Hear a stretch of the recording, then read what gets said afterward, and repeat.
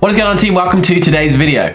Feels like it's been a while since I've sat in the Queen's living room.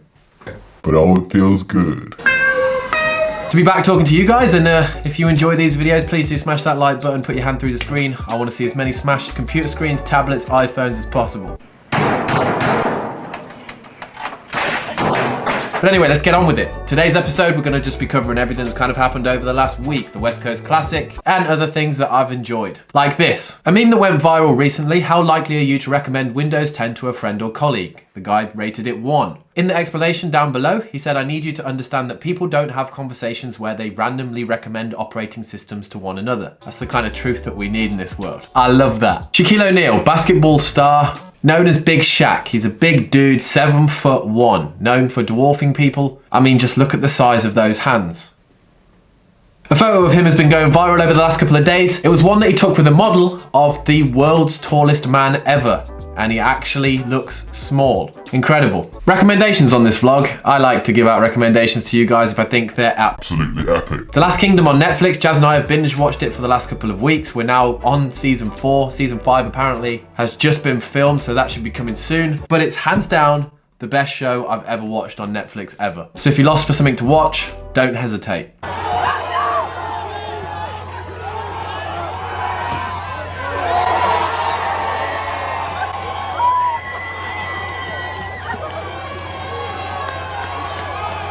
The video you just saw there was Tom Stoltman winning World's Strongest Man this year. The UK and Scottish athlete went into the final event against Brian Shaw only a couple of points ahead, and basically he had to win the stones to win it. And I mean, his reaction is priceless. And his brother Luke Stoltman then coming over to congratulate him. They're both training partners. It's just an amazing thing to see. Another UK's strongest man, following on from Eddie Hall. Now, if you think you've seen it all, maybe you need to reconsider. Here's Matt Fraser doing leg extensions.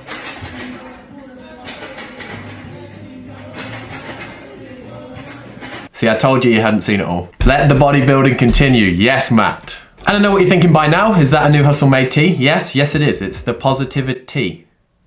See what we did there? Dropping soon. Oh, okay, got it. In 2 different colours. I did a complex yesterday of power snatch into squat snatch. Hit 115, 153 pounds. 100% down to the T.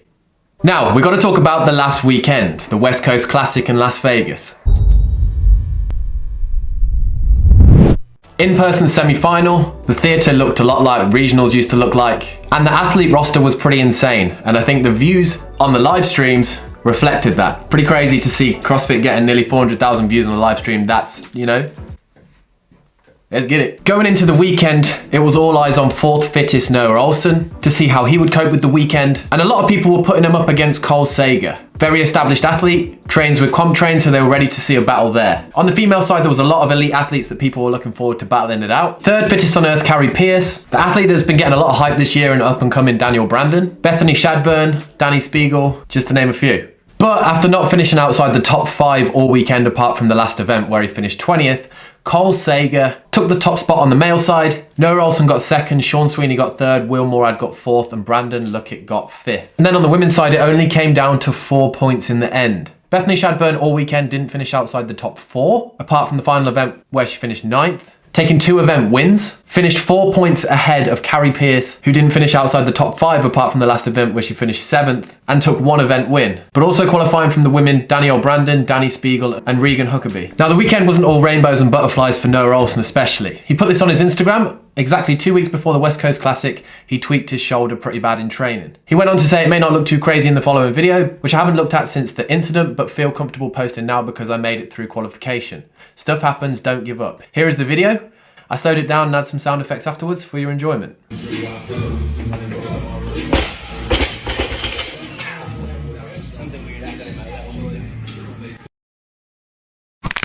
Nope.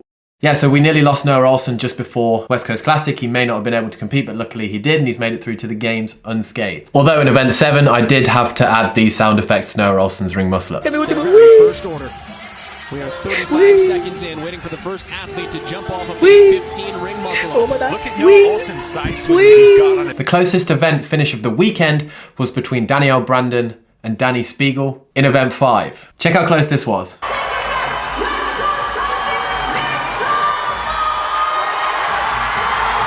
It came down to 0.3 of a second, but as you can see when their feet cross the line, that is pretty much nothing. But I think video of the weekend goes to Shane Orr. Obviously now he's coaching a multitude of athletes under proven, Sydney Wells being one of them.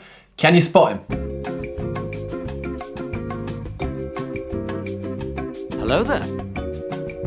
And honestly, the event that stuck out for me over the weekend the most, not because it was the most exciting to watch, probably far from it, was the ruck run. Increasing weight bags over a 6K run. It was supposed to be an early morning one, but when the athletes did it, it was 92 degrees Fahrenheit, which is 33 degrees Celsius. And Mars did his thing, overtook athletes with the camera.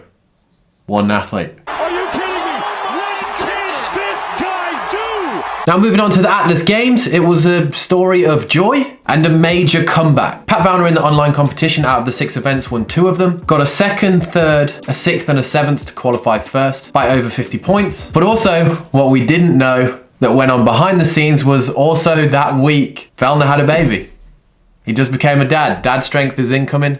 And for myself, Jazz and everyone else, congratulations. Congratulations! Pat and Michelle. I like one of those. We have to, you say one part of the sentence, I say the other. Now the comeback story came in the form of Brent Fikowski. After the first day of competition, a 19th and a 12th place put him in 15th position after day 1 with only 4 events to go. Event 3 he finished 10th, and all was looking likely that he wasn't going to qualify. But then rounding out day 3 and at the start of day 4, he got 2 back-to-back first place finishes. And going into Gretel, he needed a good fast time. Being a tall guy, light clean and jerks and burpees over the bar, you're expecting that maybe to not be a good event for him, but he finished 4th with a time of 2:25, which is rapid, to get him enough points over those last 3 events to qualify him in 5th position and make him the tallest athlete going to the CrossFit Games this year.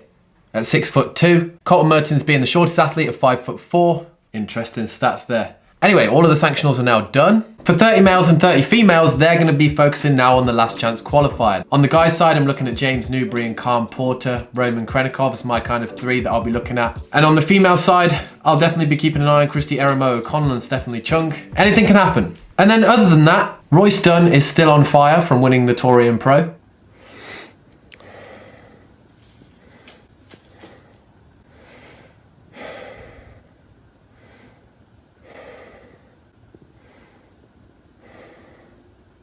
And all the Games athletes are now just getting ready for the Games.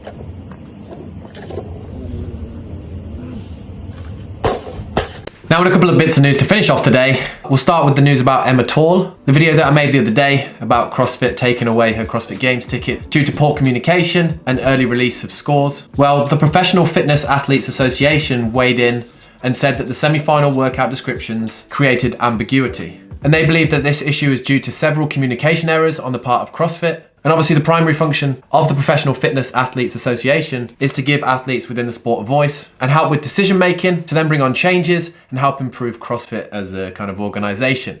Now, nothing's actually come of Emma Tall. CrossFit has stayed quiet on the situation, but hopefully the rulebook is being looked at. In another bit of dog news, you can't go wrong with that. Noah Olsen has just had this week Maximus Olsen tattooed on his arm.